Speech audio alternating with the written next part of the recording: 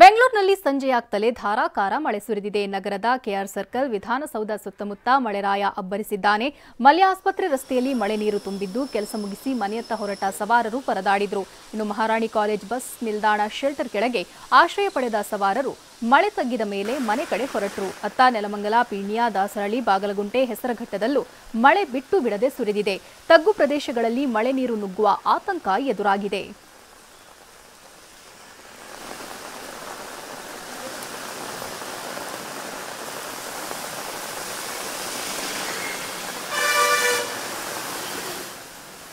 ಮಲ್ಯ ರೋಡ್ನ ದೃಶ್ಯವನ್ನ ನಾವಿಲ್ಲಿ ಗಮನಿಸಬಹುದು. ರಸ್ತೆ ಪೂರ್ತಿ ನೀರಿನಿಂದ ಆವೃತವಾಗಿದೆ. ಸಂಜೆ ಸುರಿದಂತಹ ಧಾರಾಕಾರ ಮಳೆಯಿಂದಾಗಿ ಸವಾರರು ಪರದಾಡುವಂತಹ ಪರಿಸ್ಥಿತಿ ಕೂಡ ನಿರ್ಮಾಣವಾಗಿದೆ. ಮಲ್ಯ ಆಸ್ಪತ್ರೆಯ ಮುಂಭಾಗದ ರಸ್ತೆ ಇದು. ಇಲ್ಲಿ ಸಾಕಷ್ಟು ಸವಾರರು ಮಳೆ ನೀರಿನಿಂದಾಗಿ ಪರದಾಡುವಂತಹ ಪರಿಸ್ಥಿತಿ ನಿರ್ಮಾಣವಾಗಿತ್ತು.